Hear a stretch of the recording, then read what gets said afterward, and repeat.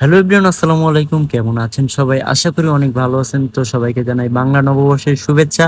তো আজকে গেছিলাম ফতুল্লা ডিআইটি মাঠে। তো এইখানে প্রতি বছরে এইরকম পয়লা বৈশাখে মেলা বসে। তো দেখতে পাচ্ছেন অনেক কিছুই উঠেছে এই মেলায়, নাগরদোলা থেকে শুরু করে একদম খাবার দাবার যা আছে জাতীয় সবকিছুই এখানে উঠেছে।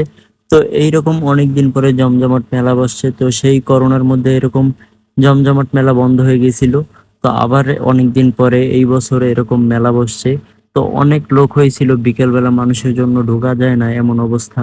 তো দেখতে পাচ্ছেন এই মেলায় অনেক কিছু বসছে, বাচ্চাদের খেলার মতো অনেক কিছু রয়েছে এখানে, পার্কের মতো।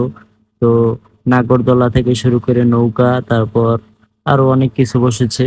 আর ছোট থাকতে যেন এই মেলায় আসার জন্য পাগল হয়ে যেতাম। আর যখনই পয়লা বৈশাখ আসতো এই খেলনা, তারপর এই সব এগুলো কেনার জন্য পাগল হয়ে যেতাম, দেখার জন্য।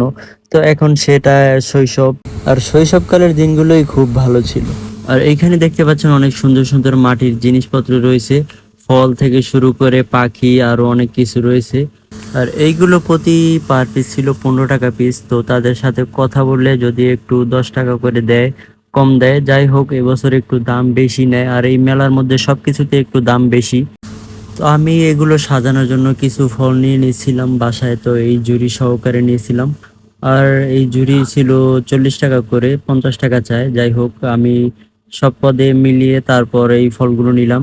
তো এইদিকে আরো রয়েছে খেলনা, তারপর রেশমি চুড়ি দেখতে পাচ্ছেন অনেক সুন্দর সুন্দর, আরো অনেক কিছু রয়েছে।